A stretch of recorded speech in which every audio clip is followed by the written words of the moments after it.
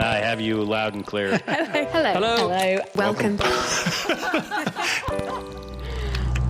Science. And that is to say, physics, medicine, nature, or space, Time. the brain, Life. The universe.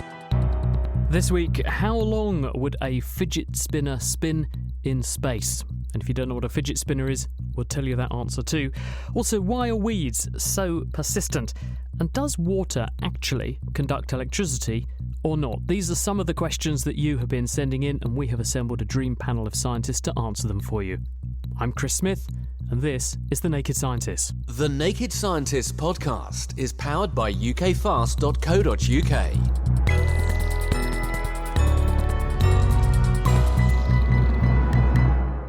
First, let's meet our panel of people. We have Beverly Glover. She's a plant scientist at the University of Cambridge. She's also the director of the Botanic Gardens in Cambridge. So, Beverly, what are you planning for at the moment? Well, lots as always, Chris, but I think the big excitement in September is getting ready for our big Apple Day on the 22nd of October. That's where we try and sort out the best of the science of apples, the horticulture of apples, what you can cook with apples, and of course lots of apple tasting with usually 30 or so heritage varieties to try as well. So it's a very big deal for us and it takes a lot of getting ready for. It's a big mouthful. The apple's amazing. Is there a lot of science of apples, though? There is. It's surprising, actually. Our domestic apple, for instance, seems to have a very weird hybrid ancestry. Its chloroplast comes from the crab apple, but the rest of the genome seems to come from an Asian variety of apple that's quite different. So there's some very interesting hybridization in there way back in time. And is it true that apple pips have got cyanide and they'll poison you? An awful lot of plants produce cyanide. It's one of those amazing things that plants have convergently evolved. Everything from ferns to the clover in your back garden. A whole range of different plants can make cyanide, and if you get enough of it, it won't do you any good. So avoid apple pips? In quantity. I'd have to eat probably 54 apples then, wouldn't I, in one sitting? Unlikely. Also with us is Peter Cowley. He's an angel investor, in fact, an award-winning angel investor, and invests in new technologies. Just for people not in the know, Peter, what is an angel investor? Somebody who invests at very, very high risk, very early stage in the business, then in some cases helps the business on. So it's that initial stage. You've probably heard of a program called Dragon's Den, which actually doesn't do the angel industry very much good, but that shows the sort of things that people do. Why do you think it gives you a bad rap? Because the attitude and the way that the angels or the dragons deal with the people on the program is quite different in the real world. That program. What, you mean they're nastier in the real world? Because some of them pretty can be very vicious nasty on the telly, aren't they? Yes, is that reality? No, that's not reality, really. No, I think there's a lot of that. Like any reality television program is done for the audience, isn't it? Thank you, Peter. So Peter's going to talk to us about tech, and he also has a very exciting gadget sitting in front of him he's going to introduce us to later on. I'm intrigued. Sitting next to Peter is Jess Wade. Now, she's a physicist at Imperial College in London. She's been on the programme before. It's great to have you back, Jess, and I understand that earlier this week you were giving a science talk. No surprises there. You are a physicist, but you were doing it with your mum. I was indeed. My mother is also a scientist. She's a psychiatrist. And we went to Jodrell Bank, which is a really cool place to take your mum, especially when she's from Manchester, to talk about student mental health and how PhD students specifically could access mental health support when they needed it in a time when more and more people need it and more people aren't getting it because the demand is so massive. And it was incredibly difficult being on stage with your mum and not calling her mum the entire time. So I think I managed all of one time to call her Dr. Feynman, but it was great. And she put on this kind of funny, strange, serious mum voice, which was bizarre for me to hear, but it was great. And she's brilliant, so it was really fun. I persuaded my mum to go on a lecture tour with me once around Australia. And we turned up and she looked at the schedule and she said, I think I'll just stay in Perth. And so I went off around the rest of Australia doing this relentless tour. I had fun though, and then we reunited in Perth and then we went and saw some wonderful bits of Western Australia. Now, sitting next to Jess is James Grime. He's a maths communicator. He's also a presenter on Numberphile, which is an online video channel about the joy of numbers. It's also the organisation that runs the Enigma project. Now, we always like to put our mathsy people on test here, James. So, but actually, you're going to turn the tables, and you have got a challenge for our panel here in the studio, but also everyone at home. What is it? Indeed, I do. So I thought what would be nice to try is to try some estimation. I want people to consider a teaspoon of sugar. So imagine a teaspoon of sugar. My question is, how many grains of sugar do you think are in that teaspoon? Peter? Yes, can we ask them not to use Google? Okay, so no Google allowed. That's going to be a hard one to police, but we'll have a go. So there you are. That's James's teaser for this week. Have a think about that. You can ponder on that during the programme, and we will come back and ask the panel for their thoughts, and then James can tell us what he thinks is the actual answer and how he arrived at that answer later on in the programme. Right, let's kick things off with this one from Ellie. What makes some plants carnivorous? So, Beverly, it's a plant question. Over to you. Then. What makes some plants carnivorous? It's a nice question. So the basic problem of being a plant compared to being an animal is that you can't move. And that defines so many of the problems and solutions that plants have come up with. So it all comes down to nutrients, and particularly to nitrogen. So just like an animal, plants need nitrogen to build proteins. All the enzymes in a plant's body that function to do all the metabolism are built out of amino acids, and those amino acids need nitrogen. But nitrogen is really hard to get hold of. We, of course, get hold of it by eating things. So plants have a whole range of different solutions, and most of them are trying desperately to tap as much of it as they can out of the soil, where it's at low concentration and very difficult to mobilise. One or two plants living in generally very particularly nitrogen-poor soils, particularly acid soils and bogs and so on, have hit on the idea of actually just turning the tables and taking it back from the animals' bodies themselves. So they tend to have trap mechanisms that trap insects in place, and then once they're trapped, they use proteases and other enzymes to digest those animal bodies and get the protein back for themselves. They're still green, though, these plants, aren't they? So that means they must have these chloroplasts that enable them to photosynthesize, make chemical energy using the energy in sunlight. So why do they bother doing that if they can just grab all their food from the air by being a Venus flytrap, for example? They wouldn't get very much food that way, actually. It's a very inefficient way of getting carbon from an animal's body. Much more efficient to do it by photosynthesis. Plants are much better at getting hold of carbon than any animal is. And so they have the best of both worlds. They're getting the carbon from the atmosphere and the nitrogen from the animals' bodies all at the same time. Do you have any success growing these things at the Botanic Garden? Because I was intrigued by them. Everyone here, I mean, have you all kept these things? Like Venus flytraps are a sort of staple for children, aren't they? And they all died. I never managed to keep them alive. I used to feed them diligently. Maybe I overfed them. Maybe it was a case of sort of Venus flytrap obesity. I think you overfed them. So I can personally tell you that if you feed them tuna, they die pretty quickly. Tuna? That doesn't go down well. Why would that happen? I guess your average Venus flytrap doesn't meet many tuna in the wild. But who was feeding it tuna? Well, I was, just to you see did what it. would happen. Okay. An experiment. Always the scientist. Okay. No, they actually don't need very much nitrogen. There's enough nitrogen in a very infrequent dose of small fly to keep your average carnivorous plant alive. But you're probably also growing it in the wrong soil. They need quite acidic soil types, and most people are treating them too nicely, effectively. It's also worth thinking about using British native ones, actually, if you're growing them here in this country. We tend to look at the exotics, but actually our own butterworts, for instance, a bit less exotic looking than a Venus flytrap, and they trap their insects with sticky hairs rather than clever mechanical traps. But they're that little bit easier to grow and look after. I'll bear that in mind. Thank you very much, Beverly. Now, James, a fellow mathematician, has been in touch with this one for you. Hello, naked scientists. My name is Bobby Seagull, and I was captain of Emmanuel College, Cambridge, on last season's University Challenge. The question I have for you is, why is 42 the answer to the universe? Well, it's good to know that he's asking us a question for a change rather than having to be asked a question. So what do you actually think, James? 42, why is that a magic number? 42 is a significant number because it was used by Douglas Adams as the answer to life, the universe and everything in The Hitchhiker's Guide. Now, I can give you Douglas Adams' answer first, which is it was a joke. And he had to pick a number, and it had to be small. To be funny, it had to be small. It had to be not significant. So you can't have a round number. That's not funny. And 40 thought 42 will do. And I think it's the sound as well. It has lots of ooh sounds, 42 in English. So it's a funny number. It's been used before as a funny number. Monty Python have used it. Lewis Carroll also used it in the same sort of way. I know someone who used to go through the phone book and find ways of making the phone numbers into 42. Was he also a mathematician? I do not. He or she, were they a mathematician? I don't think they were. I know. I think if you do something like that, the number 42 should really appear 1 out of 100 times. So each, all things being equal, each two-digit number should be appearing one in 100 times. There are interesting things about 42. If you fold a piece of paper 42 times, it will reach from here to the moon. I didn't think you could fold a piece of paper. I don't think so. If you 42 double it, let's imagine doubling a piece of paper, the width would reach from here to the moon.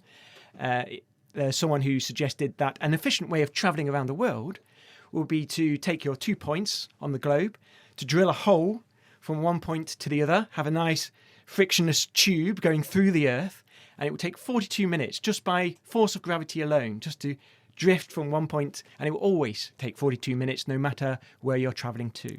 The only problem with that is, of course, that the pressure that the air would be under in that tube, because obviously as you descend further towards the centre of mass of the Earth, gravity means that you're making the gas more and more dense. The density of the gas in the middle of that tube, I think I'm right, aren't I, Jess? It would be something like running into a brick wall. So it would probably take you a lot longer than your 42 minutes. Yeah, Beverly? There's another answer. I've seen various calculations on how many kingdoms of life there are. It's very hard to decide how many kingdoms. Everyone's taught 5 at school: plants, animals, fungi, and so on. But most of the kingdoms of life out there are microbial, and they all look the same to us. They differ in their chemistry. And some of the analyses of how many kingdoms there are in biology come up with 42 as an answer. I am not surprised. I think it's an example of a kind of confirmation bias. If you go looking for it, you will find it. So we blame Monty Python and Douglas Adams, but beyond that, it's just because it sounds nice to say.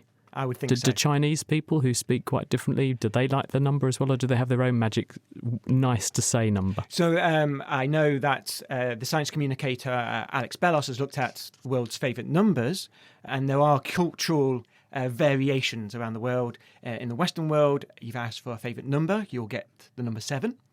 But in China, you'll get the number 4, I believe. Is it about the number of syllables in the number? I know that I've heard that Chinese people are much more mathematically minded because there are far fewer syllables in their numbers, especially so going from 1 to 10, they can learn those much, much quicker than we can. I can't speak to that. I know they have different systems of learning things, though.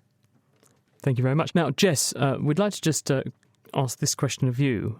I've got here in front of me, I had to borrow this from one of my children. This is a fidget spinner. Now, for people who are not familiar, which I wasn't until my kids came home with this thing, it's a bit like a mini propeller, which you have a sort of central spindle that you pinch between your thumb and index finger, and it has sort of propeller blades sticking out, and you spin it, and it spins around on a bearing and goes around for a really long time, and it just about makes a noise, which I'm making by holding it near the microphone.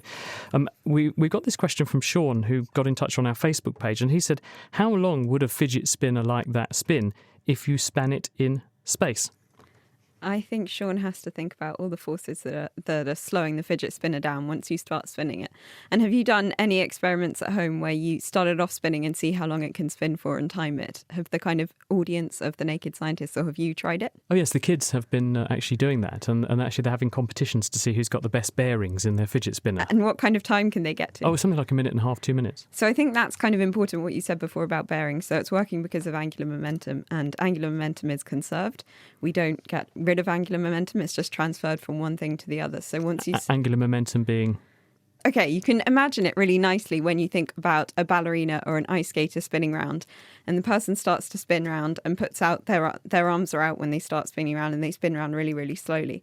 And as they bring their arms in, they start to spin around much, much faster, and that's because angular momentum is conserved, and it's actually that the moment of inertia, the thing stopping it spinning round, is much, much smaller when you've got your arms inside. So it's kind of this motion in rotational direction. So instead of moving a big mass through a big circle, you move the same mass through a much smaller circle. Exactly. So right. Therefore, you have to go faster to keep everything balanced. To keep and that's why balanced. your ice skater or ballerina speeds up. And the fidget spinner has got this property, angular momentum, and it can't get rid of it. It can't stop spinning. It can't stop spinning. And actually, the way that it stops spinning is because it transfers a tiny bit of that angular momentum to the Earth. So as it's spinning round, it makes the Earth spin round the other way a tiny, tiny bit slower. And it starts to slow down over time. The other thing that you have happening when you're spinning your nice little fidget spinner in here is you have air resistance. So you have something pushing it back. You have something that it's going up against. And you obviously have this friction of this ball bearing. So lots of things are going against your nice fidget spinner, making it slow down in about 2 minutes. If you took it up to the ISS, and I'm sure they'll take one up to the ISS the next time they go International Space Station. Yeah, sorry, International Space Station, friends, biology friends, but you probably knew that.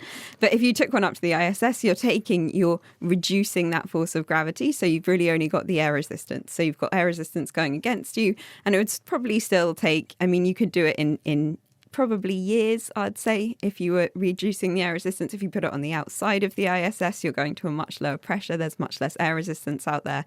I would say kind of timesing it, what's the pressure on the outside of the ISS? About 10 trillionth of the pressure in here. So it's probably 1 atom per cubic metre, I think, is the accepted density of space. Not much. So I would say it's probably, doing the maths, we could ask a mathematician actually, but I would say tens of millions of years for it to slow down if it's on the outside of the ISS. Yeah, so there's an awful lot on Earth that's making that thing slow down. And yet, even if you watch it, it still doesn't seem to be slowing down very quickly. So if you took it up to space, you'd have it for a lot longer. I'm intrigued to think that by spinning my fidget spinner, that I'm making the Earth spin the other way a little bit. It's great, so obviously right? one has to think if enough people spin their fidget spinner, would the Earth slow down? And I think you can also look, if you look on the Institute of Physics website, they have some great videos about that, and also the bottle flip. So the bottle flip, which was kind of the pre-fidget spinner, nice demonstration of angular momentum and great kids trend, is another thing that you can explore entirely through centre of mass and how different liquids that you put inside it, their viscosity and stuff like that. It's a really fun experiment for kids to do. And you can film them in slow motion on your phone, and you can watch the centre of mass stay entirely stationary as the bottle flips around. But that's another great way that we can explore these things at home. And if you actually want to have a look at how to do that experiment, there is a kitchen science experiment on our website explaining that one. You go to nakedscientist.com/kitchen science. You're listening to The Naked Scientists with me, Chris Smith. And today we've got a panel of experts who are taking on your science questions. So if there's something that you've always wanted to know, do get in touch ready for our next programme. You can tweet at Naked Scientists or email chris@thenakedscientist.com and your questions will be in that show. On the way, we'll find out whether we can detect deep underground water and how. Does divining really work, essentially? How did the coding machines that were used in World War II work? And also, why are bees really important to plants? But before that, though, Peter, we're actually going to whiz on to this question, which is coming from Stacey. What is Elon Musk's Hyperloop transport system? I must admit, I'd never heard of a Hyperloop transport system, so you're going to be telling me as well. Chris, I'm surprised you haven't heard about it. You've heard about Tesla, of course, and SpaceX, no doubt, but Hyperloop's something else that he's working on. And this comes back to the 42 minutes to some extent, because it's a tube that is evacuated and then will transport people from one place to another. So if we go back to when I was growing up in the 60s, that we had, which there still are, places in retail in department stores which would move the cash around. So you'd put something in a little container and it would get sent off from the cashier's desk somewhere. The cash would then be changed and would come back down to the store. That's exactly the same thing. So this is a long tube with a vacuum in it and then transporting down the tube a set of people. Invented in, actually patented by a guy in the 20s, actually, Robert Goddard. And Elon Musk has actually done this in an interesting way. He's made it open source, which means that anybody around the world can use these ideas. And there's about 400 or 500 people working on this around the world. And the ones that are closest to happening are the one between LA and San Francisco, one in Abu Dhabi, and one in South Korea. And basically what they're doing is evacuating the tube down to about a millibar, that's a 10,000th of an atmosphere, and using either the sort of air hockey table approach or magnetic levitation to shift down a capsule with people in it. And how fast will they go then? It's supposed to be going, well, they're struggling a bit. There's still, for some reason, which I don't understand, which somebody else on the panel might do, there still seems to be a problem with sonic boom, even though you've only got 1/10,000th of the atmosphere. So they're looking at about the 750, 800 miles an hour. So nothing like as fast as it would be if you went around the Earth, through the Earth. But it's sort of the order of San Francisco to Los Angeles, about 350 miles, and they're talking about half an hour for that trip. Gosh, that would speed up the commute, wouldn't it?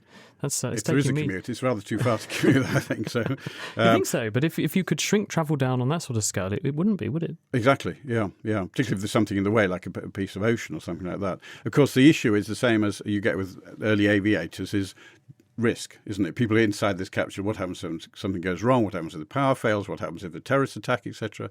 And so it'll be the early adopters will use it. Will you head Yes. up on one of those, Jess? No, I mean, I think it's super interesting. I was just in California, and all of the bad traffic, all of the commuters' nightmares are because of things like Google and Elon Musk and Facebook. And all of those big things down in Palo Alto mean that the traffic in San Francisco, and the idea of getting from San Francisco, not that you drive, obviously you have to fly, but the traffic even to the airport is horrific, all because of these people working there. And yet they're the ones developing the technology to shoot people in a tube. That's correct. But the biggest issue of all is they haven't really adopted public transport, have they? The rail system in the States is pretty poor, isn't it? Yeah. So this is like putting a railway line in instead. I like that What they've about just skipped the train line and just exactly, thought, let's straight to package Hyperloop, them in a yes. capsule. What about things like earthquakes? Yeah. Because that's pretty important there too, Oh, isn't yeah. it? That could cause havoc if you have something hurtling would along be. at 800 miles per hour and then suddenly it depressurizes because there's a rupture in the tube. Correct. Or a slightest variation is going to catch the sides. And then who knows? So would what's you say, gonna is it fair to say this is not something you'll be investing in soon, Peter? Are you out? I'm in the definitely parlance after of this one Dragon's to Den? use the Dragon's Tail program. Thank you very much. Exactly. Bit more biology now. Terry's buzzing about this one. I've often heard that bee populations are declining, and we should be worried about this because if bees die out, it will be a disaster for our plants. But why is this? Why are bees so important to plants? Beverly? Sounds like another one for me. So back to my same point that actually most of the things that define how plants function compared to other organisms is that they can't move. They're rooted to the spot. But just like any animal, they need to find a mate, and they need to get the male gametes from one plant, so the sperm from one plant, to the female gametes, to the eggs of another plant. And the way they do that, they have to find somebody else to carry the stuff around for them. And the most successful and most commonly used and most popular thing for a plant to recruit to carry its pollen grains, they contain the sperm, around is a bee. And the reason for that is that bees are pretty smart. They can learn things. They can manipulate complicated structures. They're quite big. They can manage heavy flowers. They've got good colour vision. They can read cues and signals in the flower. And so actually they're really, really good pollen vectors for plants. And an enormous number of plants rely on bees to get the male gametes from one plant to the female side of another. And without the bees, there wouldn't be an awful lot of plant reproduction going on. I did read a paper where scientists were showing that plants lace their nectar with caffeine, and this seems to reinforce the memory of the bee for that particular flower strain and may also give the bee a bit more energy. Now, is this true? It's a cunning strategy. It's a lovely paper. So the flowers are rewarding the bees for doing this work with pollen and nectar. So pollen's full of nitrogen and nectar's full of sugar. And different bees are collecting one or the other at different times in the colony's life cycle. And you can put different things into your nectar and pollen to make them more attractive, less attractive, or to attract specific insects. So the basics in nectar are sugar and water. There are sometimes other micronutrients in there. The concentration of sugar might vary. The specific type of sugar might vary. And yes, some plants, it's not that common, the citrus family are quite good at it, put caffeine into their nectar. And the experiments people have done have shown that bees form a search image of those flowers with caffeine in the nectar better and remember them better than they do flowers that don't have caffeine in the nectar. Jess? Can I ask a physics-related bumblebee question? So bumblebees feel magnetic fields, right? Mm-hmm.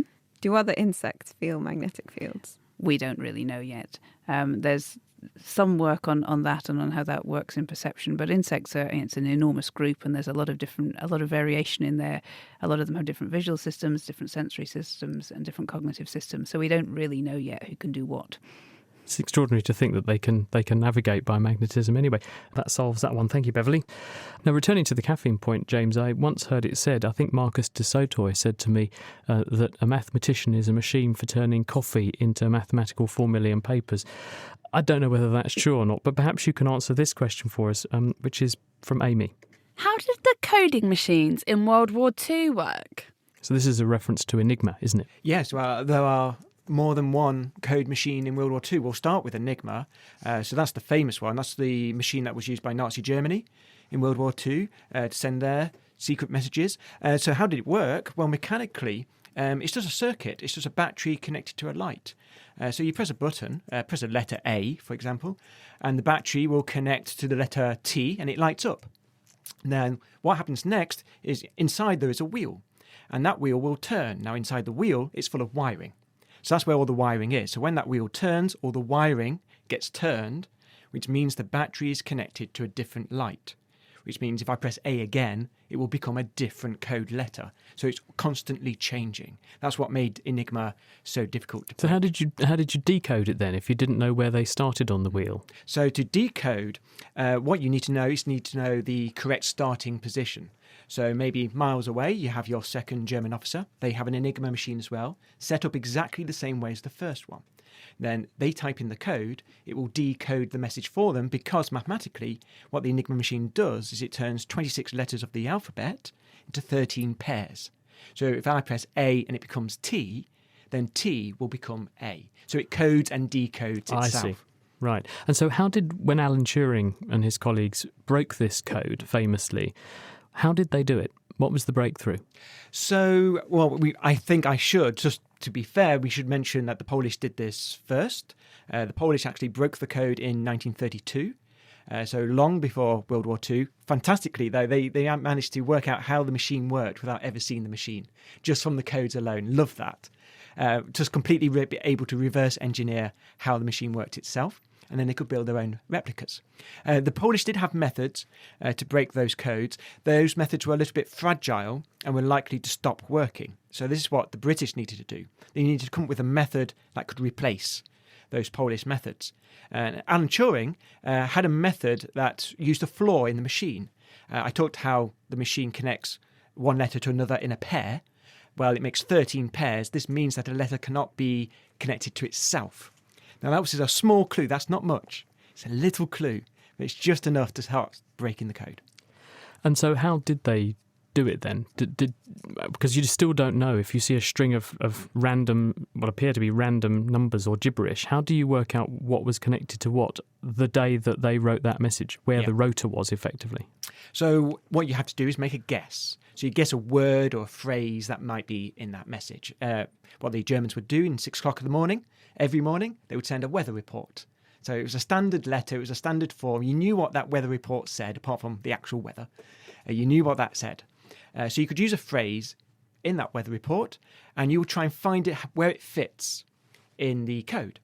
And we have a clue, a letter can't be itself. So if we use the word weather, or Wetter in German, we know that a W can't become a W, an E can't become an E. Right? So we can find where it fits. We can't have a matching letter. That's not allowed. When we find a position where it fits without a match, that bit of code might be the word weather. Now we need to find the correct setting that makes that true. So the weather is always our downfall, isn't it? Thank you very very much. Useful. Jess, quickly. Do you house an Enigma machine? Do you have one? I do look after an Enigma machine. That is cool. It is cool, isn't it? I think I've seen one. Simon Singh brought one to a talk we organised. It probably was, actually. It's very impressive. It may well have been the same machine that I look after. Thank you. Now, Peter, this question's come in and someone wants to know what actually happened to Google Glass. And yeah, you're right. It seems to have completely vanished. So what was Google Glass? And for those not in the know, and where's it gone? Yeah, Google Glass was introduced in 2013 and sort of disappeared a couple of years later. It was a set of glasses that had built in an Android computer, a camera, and earpiece and a microphone. And the idea behind it was that you could effectively use it as, and it had a projection as well onto the glass, so you could actually see a screen. So the idea was effectively a wearable computer. But there were a number of things wrong with it. The most important thing of all was the privacy issue. And I remember being at a pitch event once where somebody was pitching to me, and this guy said, "Do you mind if we record the pitch?" And there was about 6 of us in the room, including somebody from Imperial College, and we looked at each other and thought, we can't really say no because we're technology investors, but we don't really feel very good about it. And that, I think, was part of the problem that pushed back on it. But Google have reintroduced it, actually, only just recently in the last couple of months, an enterprise edition. So what they've done is upgraded it. They've made it obviously better. Technology moves on. They've also made it as a module which will fit onto safety glasses. It'll fit onto spectacles, prescription spectacles, etc. And it's been used in industry for quite a long time, in the last couple of years. It's been used for picking, so you're picking stuff off shelves, for instance. It's being used in training. There's a whole stack of applications for it, which is very limited. So they've decided the general public aren't ready for it, which is probably true. Oh, it's also got a red light that says it's recording as well, but that's fairly minor. I'm sure that could be covered up if necessary. So effectively as a business tool, it's out there still, and that will grow, there's no doubt.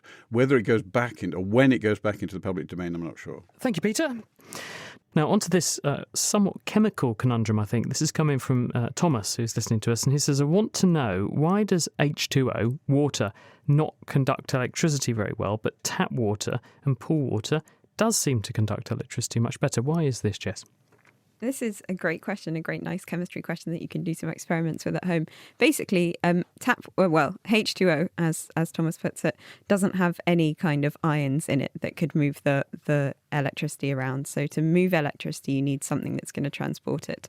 And you need something like the nice salt that's in most tap water or the chlorine that's in pool water. And these things, salt contains sodium and chlorine, and these things can capture the electricity and move it through the liquid and take it to the other side. So if you've got a battery, you could check that it's working. You can also do another really neat experiment at home where you get those sports drinks. So sports drinks make kind of big claims about the electrolytes that they have inside them. And you can actually test that by setting up a kind of little circuit and seeing whether you could conduct through a sports drink, because those things should also be able to conduct electricity. So if you have a swimming pool, you can do it because you can use the chlorine ions. If you've got normal water, you can do it because it's probably got salt in.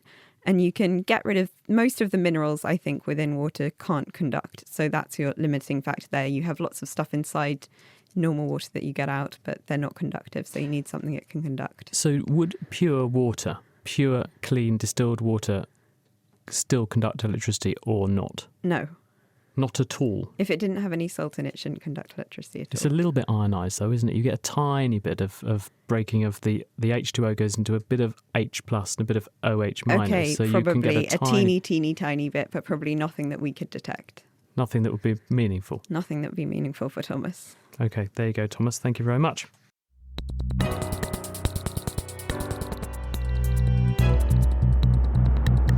You're listening to The Naked Scientists with me, Chris Smith. And I'm joined by a panel of experts who are taking on the science questions that you have been sending in. We have got plant scientist Beverly Glover, maths communicator James Grime, physicist Jess Wade, and our tech expert Peter Cowley. And if you would like to get a question into a programme like this, send them in now to chris@thenakedscientist.com, or we'll pick them up from Twitter too. It's @NakedScientists. Now, we have a little quiz for you lot. We thought this would be fun to give you a little quiz question. So, as usual, I'm going to have 3 rounds. We're going to have one question for each of 2 teams. So we have Jess and Peter on one team. We've got James and Beverly on the other team. I'll ask you something. You tell us, with conferring, whether or not you think it's right or what you think the answer is. And then we'll give you either a bing if you get it right or a bong if you get it wrong. Right, question 1. This is for Beverly and James. Question 1. The light bulb was invented by Thomas Edison. Is that a science fact or is that a science fiction, do you think? I believe I could answer this one, yeah. That sounds like nonsense to me. Oh dear. I think he might have been one of the early people who profited from electricity and the light bulb, but I do not think that it's correct to say that he invented the light bulb. Yep, you're on the money. It's now generally accepted that British physicist Joseph Swan was the inventor of the modern light bulb. Edison developed a commercially viable and practical electric light bulb for the mass market. So well done to you two. Okay, over to Jess and Peter. Radiation was discovered by Marie Curie. Science fact or science fiction, do you think? I suspect not. I think it's probably the same, that she was known for it, but not was the one. Do you know, Jess? I have never worked with... I mean, she's the big name, right? So I'm assuming in the same way to the other one, yes. She probably was the first one to measure it, maybe. But yes. Sorry, yeah, I was looking... I want to come up with a great answer about who actually did discover it, but maybe they died too quickly. Are we going fact or fiction? We're going fiction. Fiction, yeah. Sorry, my mouse button wouldn't work for a minute. They're both on 1 point each, so this is quite tense this week. Normally by this time we've already got a lead. Sorry, James. Discovery of radiation, was that?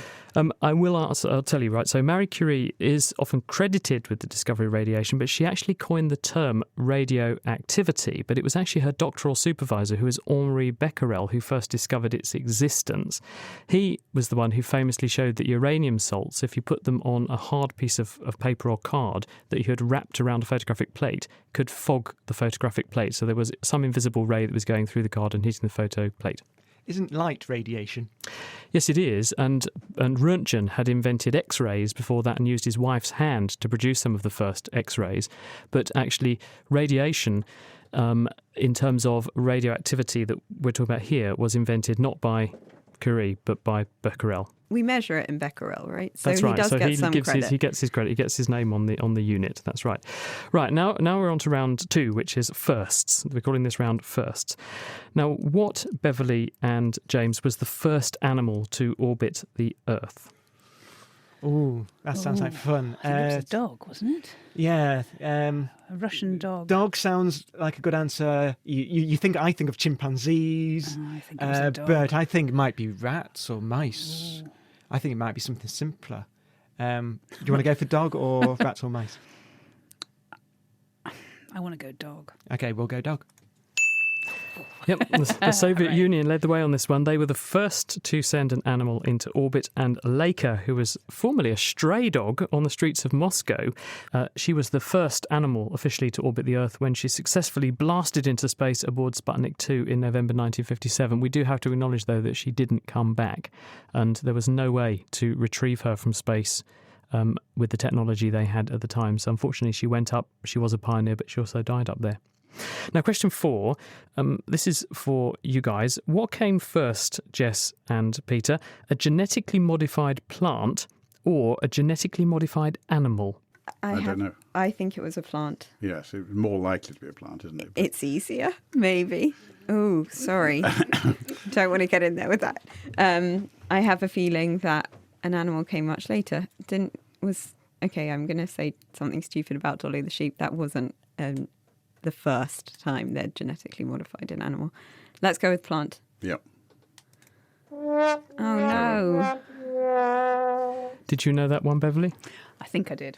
Yeah, actually, the answer is that in 1974, Rudolf Jänisch made the first genetically modified mouse. We've had Rudolf Jänisch on this programme. He was actually one of the scientists who invented or co-invented the IPS, the induced pluripotent stem cell, where they reprogram an adult cell to become a stem cell. But he produced the first genetically modified mouse in 1974. It wasn't till 1983 that the first GM plant, which was actually a strain of tobacco, got produced by Michael Bevan, Richard Flavell and Merydell Chilton. Now, why do people assume plants are easier than animals? Because it would appear from this discovery that they're not, Beverly. I think it's about where the effort had gone in, actually. So plants probably are easier because the trick about any kind of genetic modification is you modify a single cell and then you want to generate a whole organism back from that. And as we know with animals, that means either taking a stem cell and modifying that, or taking a cell that's already committed to a fate and de-differentiating it back to a stage where it can create anything. That's really tricky. That's why there's so much research on stem cells. Whereas with plants, actually all cells are pluripotent, and you can persuade pretty much any cell in a plant to regenerate a whole new plant if you give it the right hormones and the right sugars. So why did it take so long to do a plant compared to a mouse? There's an awful lot less plant scientists out there than there are animal scientists. That will be the reason then. Right, okay, Beverly and James, in 1 second, we want now what's larger. So this is all about size or scale. In 1 second, what's larger? The number of dead skin cells that drop off your body, or the number of laps of the 27-kilometre long Large Hadron Collider circuit that's made by a packet of protons. So what's more? Dead skin cells falling off your body every second, or the number of laps done by a packet of protons in the 27-kilometre long loop of the Large Hadron Collider? What do you think? I think skin cells. You think skin cells? It sounds like you want to say Yeah. Hadron Collider, and so I'm going to think that they're trying to trick us. Okay. And say skin cells. Yeah. Too clever. No, the answer is the proton lapse, actually. Scientists estimate the average person sheds about 500 million skin cells in a day, so that's about 6,000 dead skin cells dropping off you every second. But travelling at just 3 metres per second slower than the speed of light, CERN reckon that the protons accelerated in their LHC complete over 11,000 laps of the 27-kilometre long ring every second. So the protons currently clinch it. Right, it is all to play for, okay? So it's level pegging, so you've got to save your reputation here, Jess and Peter. Okay, here we go. The weight of all humans on Earth or the weight of all ants on Earth? Which is bigger, the humans or the ants, do you think? I would guess ants. The number of ants on this globe must be Yeah. astronomical. Yeah. Astronomically more. I'm Must with be- I'm with you on ants. Yeah. They're underneath as well. They win. Yeah. No, I'm sorry, actually, it's the humans, How okay? different is Ants it? What if weigh... we take out China? Ants weigh about 5 milligrams, and we think, although we don't know, but scientists think there are 10,000 trillion ants on Earth. So a likely estimate for their combined mass would be about 40 billion kilos or so. There are over 7 billion humans, though, and their combined weight is more than 300 billion kilos if you take everyone over the age of about 15. So we outweigh the ants by almost an order of magnitude. But historically, if we'd been doing this quiz in the 18th century, you probably would have been right, because scientists also extrapolated backwards and suggest that around the time of the Industrial Revolution, so the 1700s, ants did probably outweigh us because there were fewer people around. Can I challenge the 5 milligrams per ant? You can certainly challenge it. I'm not going to give you a point. That seems remarkably low. Well, no, 200 it's true. ants It's per true. gram. Ants range between about 1 milligram and about 50 milligrams for some really big that ones. right? So actually, yes. And if you look at the... Beverly, do you know about ants? Yeah, and you even get variation on that kind of order of magnitude within a single ant species. So within a colony, you've got worker ants, soldier ants, and the different types of ants, and you can have enormous variations in size. Scientists actually use them to try and understand how body mass and things like claw sharpness scale with size, because they're such a variable group. Now, isn't that wonderful? We've ended with both teams scoring the same, so you're level pegging and you depart with your reputation intact. You're listening to The Naked Scientist with me, Chris Smith. And this week we're answering the science questions that you've been sending in, helped by this wonderful panel of scientists. And thank you very much for lending your brains to our quiz this week. Now, we have a question here from Chris Heron, who wants to know... We hear from time to time they've discovered a new highest known prime number, but this is now over 17 million digits. So I know we can't possibly know all the prime numbers up to that. So what I'd like to know is how far up do we actually know all the primes? Thank you for that, Chris. James, what do you think? So prime number, you may remember from school, are those numbers that can only be divided by 1 and itself. You're right. You will hear in the news announcements about the newest, largest prime number we found. The reason that's important is we do use large prime numbers in encryption and in internet encryption, but also it's an exercise in our computers, in computational power. And so that's why we have holes. We haven't been working out the primes one at a time, which you can do with ancient methods by sieving through the numbers. What we have instead are probabilistic methods to work out extremely high prime numbers. No, we haven't been working through them one at a time. Where does it stop? Where is that first gap? It must be huge. I do not know that number off the top of my head, but it must be absolutely massive. Riemann, who is a famous mathematician, had a prize. I think it's $1 million has been put up, isn't it, for someone who can come up with a formula for predicting prime numbers, but it's never been claimed. That's right. That's the Riemann hypothesis. So Riemann, this must be around 1850, came up with this function that could be used to work out not where the prime numbers are, but where we're counting the prime numbers. So we want to know how many prime numbers are less than 100.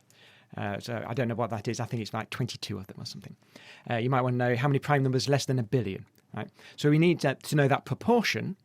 Riemann had a method for working out what the error might be in that formula, and that will help us predict the pattern in the primes. Let's hope so. Then you could make yourself $1 million, couldn't you? If you can... And then you can claim the prize. This $1 million prize, absolutely. Wonderful. Thank you very much, James. Right, Jess, Devaraj has been in touch and he wants to know, can any electromagnetic waves, these are things like radio waves, light and so on, travel through hard rock into the Earth's surface so we can find deep underground water? I think that they do detect deep underground water using this. I think first you can do it with electricity in a similar way to what we were talking about before about water being non-conductive. You can basically put electricity into rocks and set up 2 little electrodes and find out water based on how non-conductive your rocks are. So you can make estimates about how conductive different rocks are because of the ions that are inside them. But does that tell you that there's a big pool of water at Well, so you position can, X because underground? you can make it a educated guess about how conductive a surface should be based on the rocks that are inside it. And then you can tell how non-conductive it is because of this big body of something that's basically an insulator. But you can also do much more clever ways, kind of a bit similar to MRI. So you can excite the kind of hydrogen nuclei inside water and look at the signals that they give off.